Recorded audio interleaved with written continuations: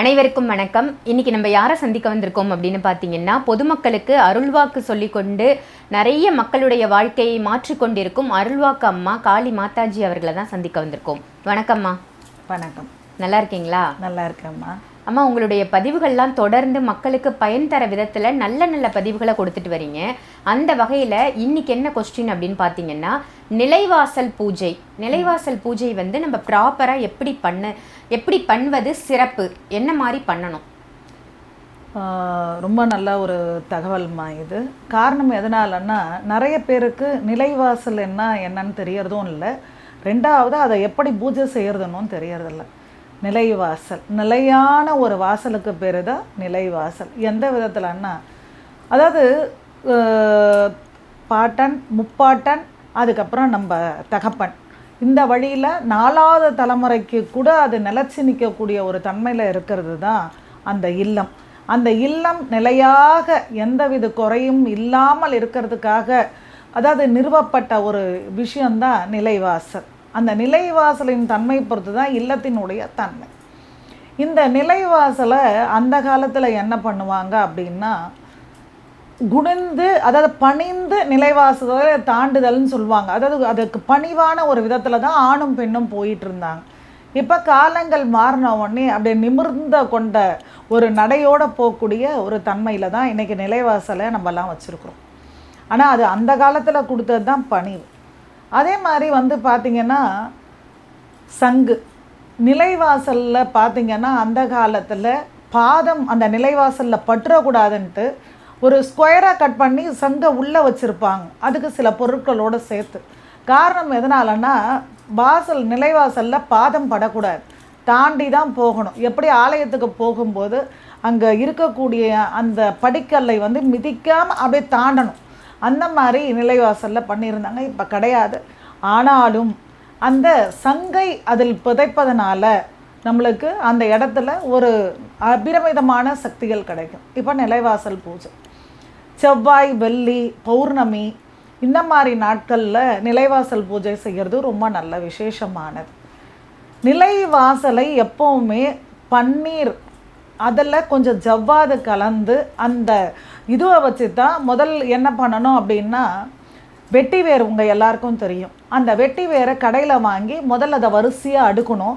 அடுக்கிட்டு அதை நேராக உங்களுடைய நடுவரலேருந்து மணிக்கட்டு அளவுக்கு ஒரு அளவாக எடுத்து அதை நேராக அடுக்கி அதை கட் பண்ணுங்க. கட் பண்ணிவிட்டு பின்பக்கமாக அதுக்கு நூல் போட்டு நல்லா கட்டிடுங்க. கட்டிட்டு அந்த ப்ரெஷ்ஷாக கொண்டு அதை தான் நிலைவாசலை சுத்தப்படுத்துகிறோம்.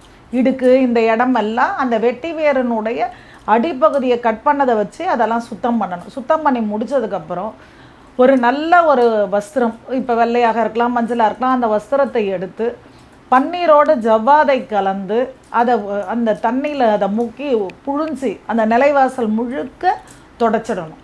தொடச்சி எடுத்ததுக்கப்புறம் பார்த்தீங்க அப்படின்னா, அந்த பன்னீரில் அந்த துணியை முக்கி எடுத்து நல்லா சுத்தமாக தொடச்சி எடுத்துட்டு, இது பார்த்திங்கன்னா இப்போ நம்ம கோவிலெலாம் நாங்கள் என்ன பண்ணுவோம்னா, அதுக்குன்னே அஞ்சனத்தை தயாரிப்போம். புனுகு, ஜவ்வாது, அரகஜா, கஸ்தூரி, கோராஞ்சனை இதை எல்லாமே ஒரு கல்லுலேயோ இல்லை பீங்கான் அந்த மருந்து பொடிக்கிற அந்த இதுலேயோ அதை போட்டு நல்லா பொடிச்சு அதை நல்லா குழச்சி எடுத்து ஒரு செப்பில் பதம் பண்ணி வச்சுக்கணும். அதை மோதிர வரலில் எடுத்து 2 நிலைவாசலினுடைய கீழ்ப்பகுதி இருக்குது இல்லைங்களா, அந்த இடத்துல அதை நல்லா தடவிடணும் 2 பக்கமும்.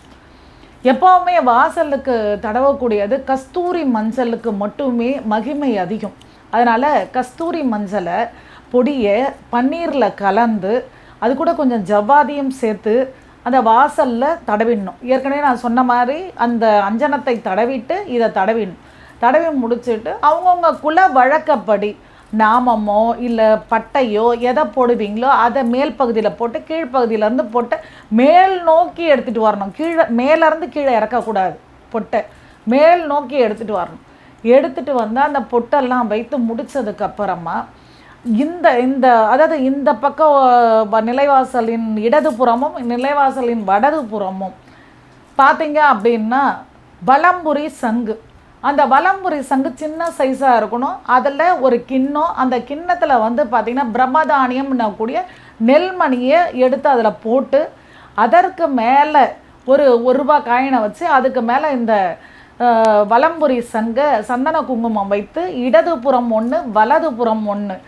ஆனால் அதனுடைய நுனிபாகம் வந்து நம்ம இல்லத்தை பார்க்கணும். வலம்புரி சங்கம் நீங்கள் வைக்கிறீங்கன்னா அது 2 பக்கமும் இல்லத்தை பார்க்கணும். அந்த மாதிரி வைத்துட்டு அந்த இடத்துல வந்து பார்த்தீங்க அப்படின்னா மாவினால், அரிசி மாவினால் கோலத்தை போட்டு அந்த இடத்துல உட்காந்து உங்களுக்கு தெரிஞ்ச அஷ்டலக்ஷ்மி மந்திரமாக இருக்கட்டும், இல்லை மகாலட்சுமி மந்திரமாக இருக்கட்டும், அந்த மந்திரத்தை சொல்லி 2 புறமும் சங்குக்கு இது பண்ணணும்.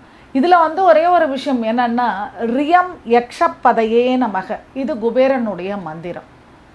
அதே நேரம் மகாதேவியேஷா வித்மகே விஷ்ணுபத்னியேஷா தீமகி தன்னோ லக்ஷ்மி பிரச்சோதயாத், இது 2ஐயும் திருப்பி திருப்பி சொல்லி அந்த இடத்துல அந்த புஷ்பத்தை போட்டு ஒரு தீபத்தை முன்னாடி ஒரு தீபத்தை வந்து ஒரு வெற்றிலை மேலே வச்சு அந்த இடத்துல நீங்கள் விளக்கு பொருத்தி பத்தியை காட்டி சாம்பிராணியை காட்டி செவ்வாய் வெள்ளி பௌர்ணமி செய்யும்போது இந்த நிலைவாசலின் தன்மையாகப்பட்டது அந்த இல்லத்தில் நிரந்தரமாக நிலையான ஐஸ்வர்யத்தையும் மன நிம்மதியும் மன சந்தோஷத்தையும் அது மட்டும் இல்லாமல் காரிய தடையை நிவர்த்தி செய்யக்கூடிய அந்த ஒரு தன்மை அந்த இடத்துல நிரந்தரமாக இருக்கும். ஏன்னா நிலைவாசலை கொண்டு தான் ஒரு இல்லத்தின் தன்மை. நிலைவாசலின் பூஜை ரொம்ப முக்கியமானது. நான் சொன்ன முறையில் நீங்கள் செஞ்சு பாருங்கள், உங்கள் வாழ்க்கை வளமாக இருக்கும், நலமாக இருக்கும். ஜெய் ஸ்ரீராம்.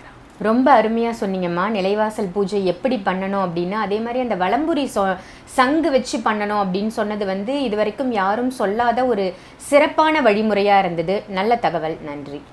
நன்றி.